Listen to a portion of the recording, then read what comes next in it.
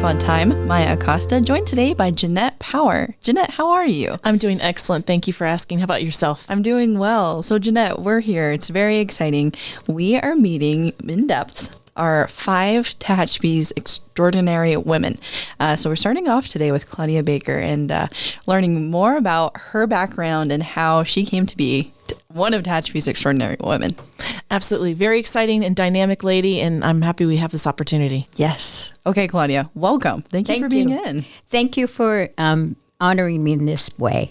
Yes, of course. So Jeanette, myself, and Keybudge were amongst the panel that decided between 70 nominations that we had for this recognition, Claudia being one that we chose, thanks in part largely to the wonderful nomination written by Pat Duty, who also joins us today. Pat, thank you for being on. Well, thank you for asking. Of course.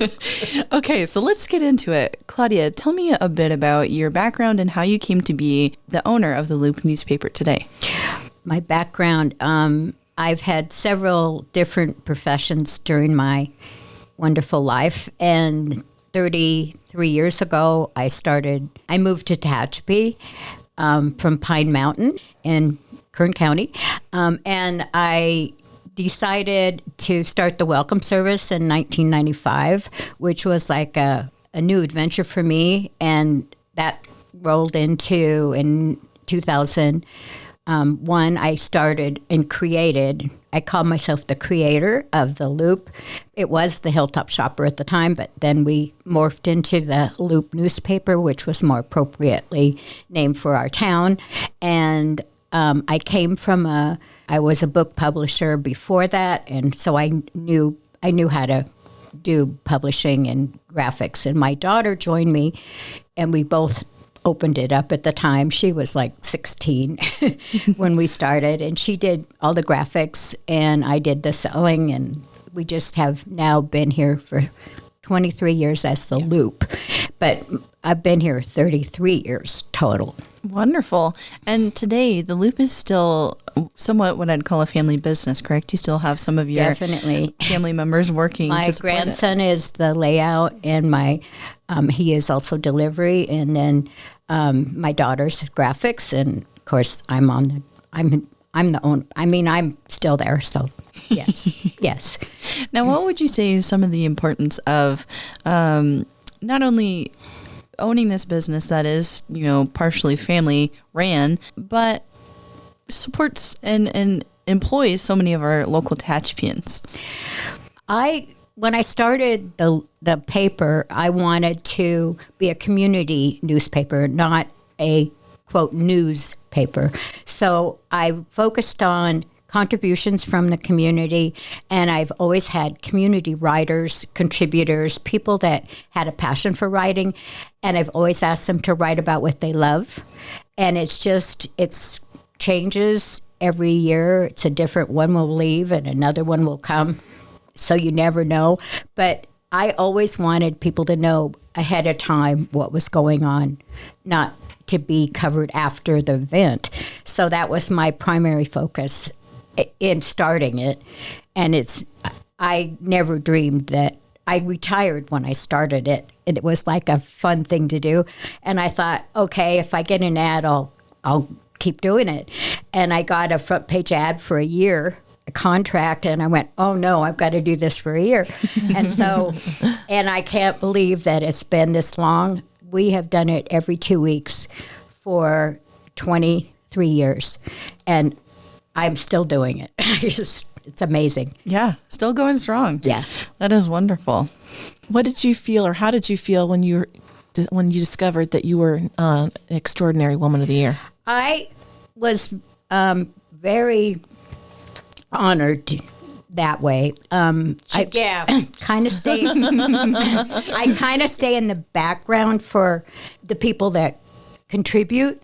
I let them do their best, and I'm kind of become into the background where I do administrative stuff. So being honored for all the things I've done over the years is very nice. It's very rewarding to know that I've contributed Yeah. You've contributed to a lot of economic development between Main Street Tehachapi, Chamber of Commerce, economic development here. So you've been very active promoting the community. Well, this is my town, and I love my town, and I just still love my town.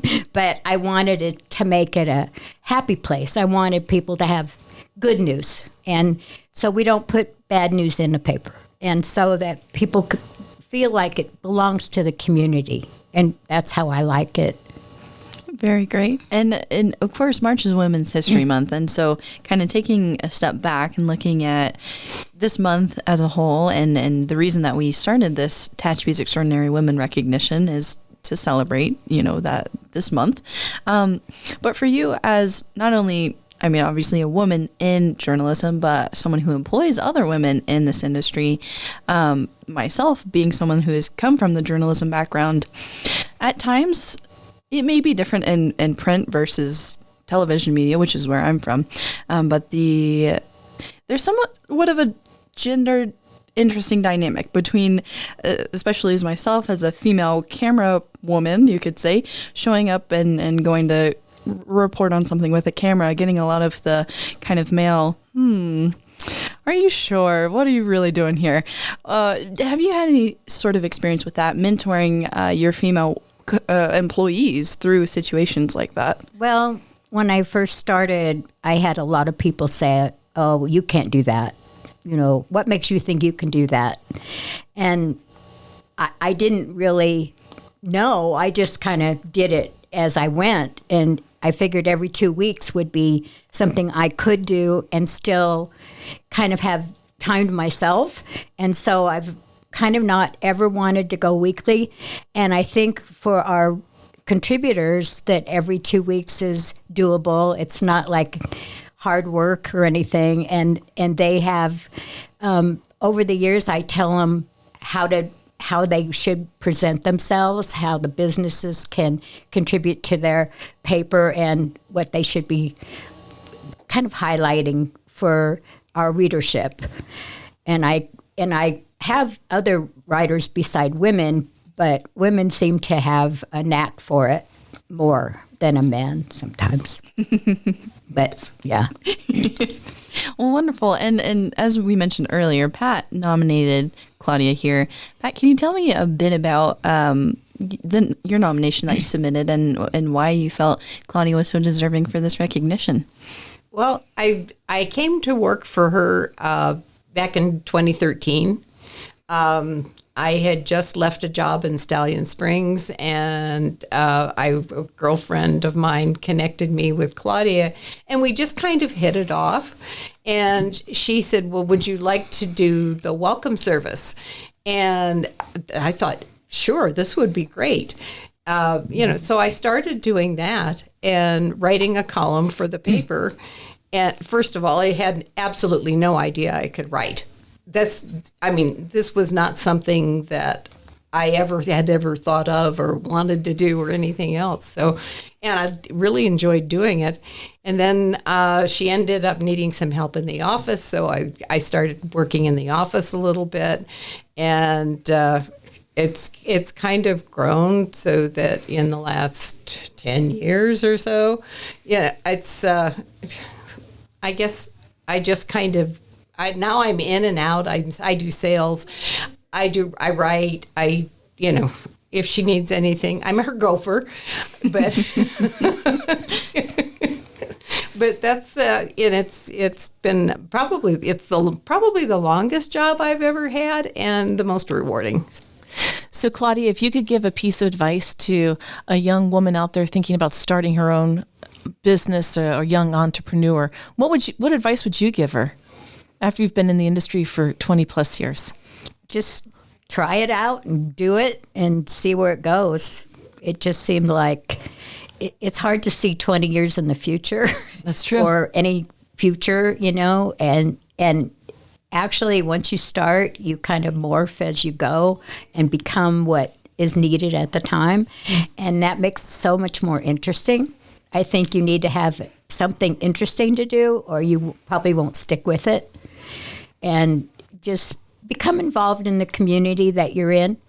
become part of everything that you can think of, I think, because that's also rewarding. And it's also fun to get to know people, which is really fun. And I think you're, kind of a living testament to that. You've been involved and are involved in so many different boards and commissions and, all sorts of opportunities, in our community. Can you speak more a bit on that, the importance of getting involved and how that kind of has led to you to where you are today? Well, being involved allows you to serve the community better. And then you can network with people and find out what I like asking people, what is it you need? Please share your concerns and things. And then I can mold something around it, like small businesses come and we can say, what is your goal? What is, kind of help them to know how to market themselves, how to make a success. And some people have more experience. I didn't come from owning my own business. I worked for other people my whole life, except for when I decided I wanted to do it myself. And that was scary. But it wasn't so scary. It was scary to think if it was 23 years to do it. But because I retired when I started. So here I am still. But I think just start. That's what I'd say. What was that kind of moment? Maybe it sounds to me like something just kind of clicked and you just said, I'm going to do it. It was. There was another paper at the time in 2001 and the person was selling their business and moving out of town. And when I went to find out more about it, I listened to her pitch to buy her business, and then I thought to myself, I think I'll do this myself. Why do I? Because she had Mac computers and she had layout tables, and I was into doing everything on the computer. I didn't need paste up tables and light boards, and I didn't need any of that. I think I just said, I'm gonna, because I did the welcome service, so I got to welcome new people, and that was fun too. Mm-hmm. That was so nice to be able to tell people what's going on in the community, what they can volunteer for, what's available. And it was just fun to do. So I think that would be advice I'd give. So what's been the most rewarding part of being so active in the community, from the Loop to the economic development to the Chamber of Commerce? I would say it makes me feel very prideful that Tehachapi, when I started, it's not like it was. It was very small, very, backwards. And during the time that I started, we ended up with Main Street Tehachapi to revitalize downtown. The Chamber was a different organization, and they had different roles. And to grow that, I was in the ambassador program, and I was president of the Chamber. But all of that just lends to being such a nice community that we're creating. And I've had several people, because I cover East Kern with my distribution, and I had several people say I moved to Tehachapi because of the Loop, because they just loved what they read. So I just felt really prideful about that. I feel like the Loop today is, you mentioned starting doing the welcoming service, but the Loop itself, I think, is its own little welcome invitation. Every edition is something new, sheds a light on something wonderful, charming, new, exciting happening here in Tehachapi. So wonderful. Everybody needs to go read the Loop and see what is offered here in Tehachapi. There's so much. Yes, thank you. And we now have the digital network, which has been 4 years, and we've done that. That was to kind of branch out into the new way to do things, and I enjoyed that. Still continuing the welcome service, and that's very nice. It has to be by invitation. The people sign up. We don't go to their home, but when you get there, they are sharing their Pat can tell you their experience of why they moved here, and it's always so heartwarming to see that. Yeah. People will tell you their life stories. It's amazing. Once you get them started, they just keep going. And You feel going. like you're in a doctor or something. Well, but you also take people who've just moved here and you help them connect immediately to the community by that, showing that we care about you, we're interested in you, and our community wants to know about you. So it helps them transition to becoming Tehachapians, if that's a word. If not, I'm going to copyright it right now. No, it's a word. Yeah. But you know what I'm saying? By showing that you're new, we care about you, we want to know about you, and our community cares about you. Yeah. It's a and huge. sometimes when they're here in the loop as your new neighbor, some people, I know them. I used to know them back at where they came from. And they'll call and we can connect them together. Isn't that how amazing? nice. Yeah. Yeah. That's amazing. And you also have experienced Tehachapi, the magazine. Tell me a bit about how that came to be. We started in 2009 and it was the 100 years of Tehachapi's history. And we started then because Tehachapi didn't have a magazine. And so we did that in 2009 and 10. And then as we went, there was another magazine that started up and it was a monthly. And ours is annual. So at that time, I thought there's not enough business to go around to do ours and theirs. So we backed off until I think it was 2019. Right. We started again because there was no monthly magazine.